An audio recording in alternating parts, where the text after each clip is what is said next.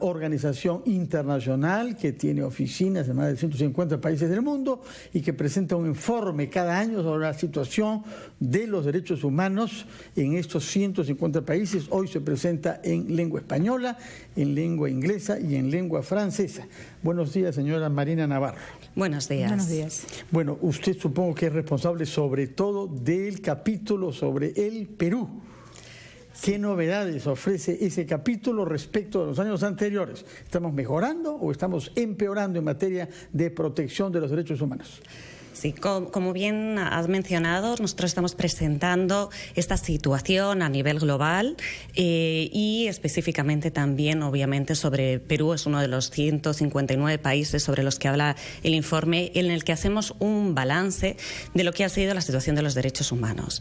En Perú, la situación de los derechos humanos, desgraciadamente, no podemos decir que haya mejorado con respecto a otros años, y especialmente hemos resaltado en este año la situación de las mujeres, de las niñas, de las poblaciones indígenas y la población LGTBI, en la que vemos que no hay ningún tipo de avances, incluso que las cifras de denuncias son mayores que en otros años. Aumenta, por ejemplo, la cifra de embarazo adolescente, aumenta lo que son las denuncias sobre trata, las denuncias sobre feminicidios y maltrato hacia las mujeres, y la situación se sigue agravando, ¿no? Y luego, además, vemos que cuando hay algunos avances, como por ejemplo hemos visto que hay avances en el currículo escolar, ¿no?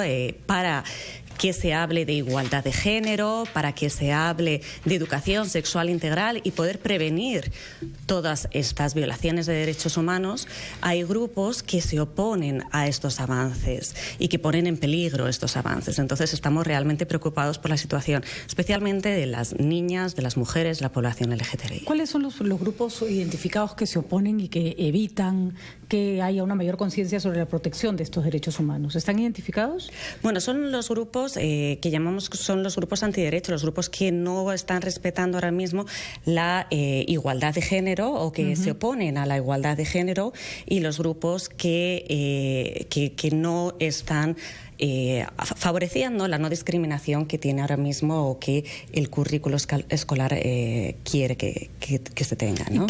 ¿Cuál es la recomendación en este caso? No sé si Amnistía hace ese tipo de trabajo, pero ¿qué se le recomienda a un Estado en una? Porque, ojo, es una política estatal la que está siendo combatida por un grupo de ciudadanos que no la quieren. ¿Qué debería ser? ¿Cuál debería ser la salida de un Estado como el nuestro en una situación como esa? Bueno, el Estado lo primero que tiene que hacer es respetar los derechos de los ciudadanos, de las ciudadanas. Y en este caso son los derechos de los niños y de las niñas a recibir una educación de calidad y una educación integral.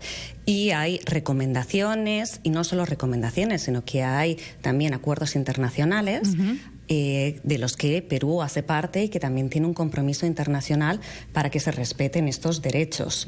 Entonces, la recomendación claramente es que siga las obligaciones que tiene el Estado con respecto a la igualdad de género y a la no discriminación, que son principios de derechos humanos básicos. No dejarse presionar. Exactamente. De acuerdo.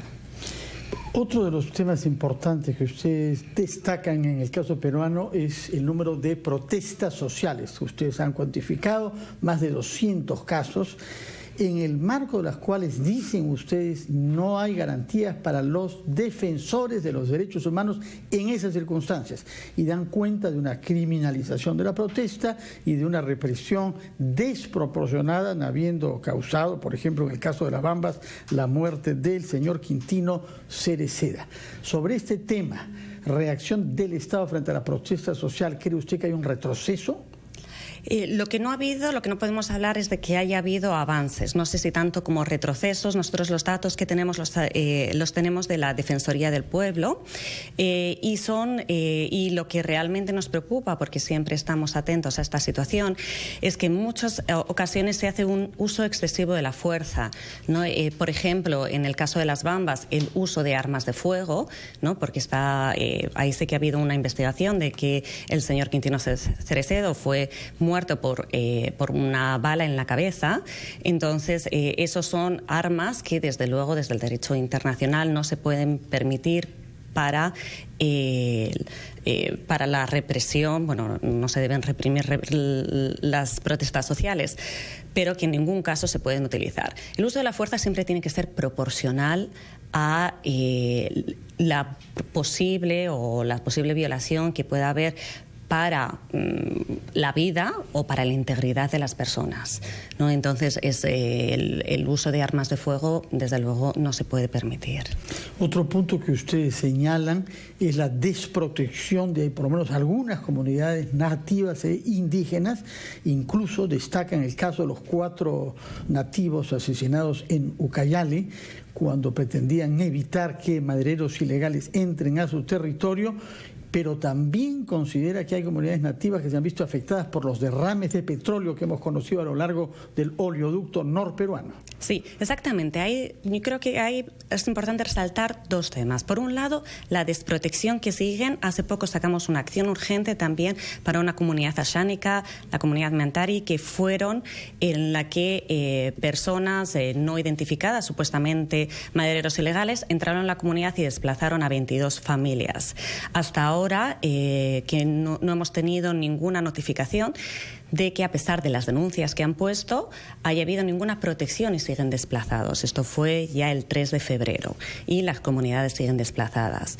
Entonces, la verdad es que estamos preocupados porque se pueda repetir la misma situación que ocurrió en Sahueto.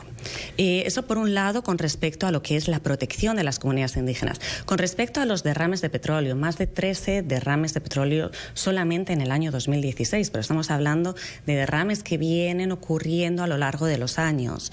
Y lo que se está solicitando, lo que las comunidades están solicitando es realmente una remediación, una reparación, para poder llevar la vida que ellos normalmente están llevando, ¿no? O sea, por ejemplo, en las comunidades ahora mismo pues no se puede pescar, que es una de las fuentes habituales de alimentación que tienen, y está totalmente contaminado, ¿no? Entonces, las comunidades siguen reclamando esa remediación, esas reparaciones que hay, y ver cómo, hasta qué punto también que el Estado haga presencia para ver también hasta qué medida ha afectado a la salud de las poblaciones. Frente a este hecho, ¿cómo han funcionado nuestro sistema judicial y fiscal? ¿Se puede decir que ha habido impunidad en algunos casos? Podemos hablar de casos de impunidad, por ejemplo, y los destacamos mucho en el informe, casos de impunidad muy fuertes hacia la violencia hacia la mujer. Esos ha sido muy grave, y eso ha sido lo que ha destacado, por ejemplo, se destacó en la marcha masiva que hubo, lo tenemos que destacar como algo muy positivo, que la ciudadanía realmente se movilizó no solo en Lima, sino realmente en todo el país, ante esa gravísima impunidad que había hacia los maltratadores de mujeres. Esa impunidad es muy alta, es altísima la impunidad en trata, ¿no? Hay muchos delitos, incluso la violencia sexual hacia menores de edad. La impunidad es altísima, tenemos muy pocos registros que se hayan dado.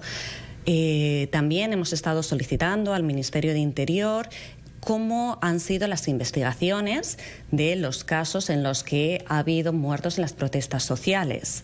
Y hasta ahora no hemos recibido nada sobre las investigaciones que se están haciendo también por parte del propio Ministerio de Interior. Entonces vemos que la impunidad sigue siendo bastante alta. Sí tenemos algunas, por no ser solo negativos, ¿no? Sí podríamos destacar algunas notas positivas, ¿no?, con respecto a la lucha contra la impunidad. A pesar de que hay muchos de los juicios que están pendientes, sobre todo de los juicios que están pendientes del post-CBR, del conflicto armado, ha habido algunos avances de casos emblemáticos este año, ¿no?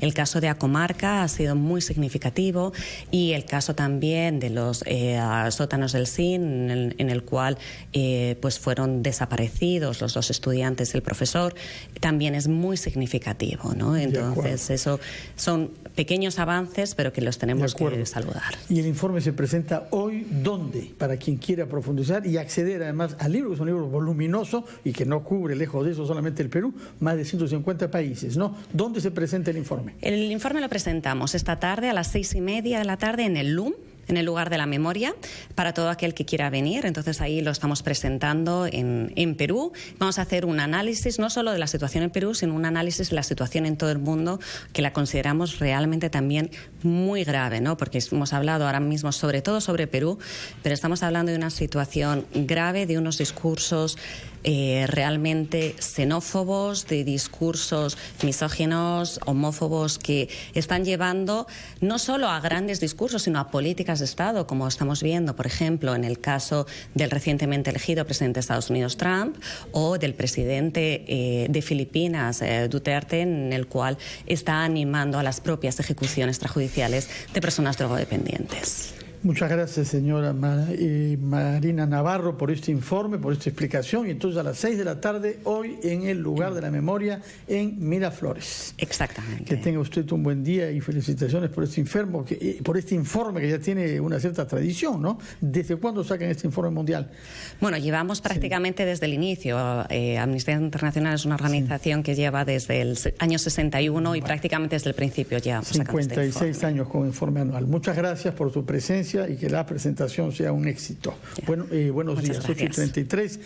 Vamos a la pausa y regresamos.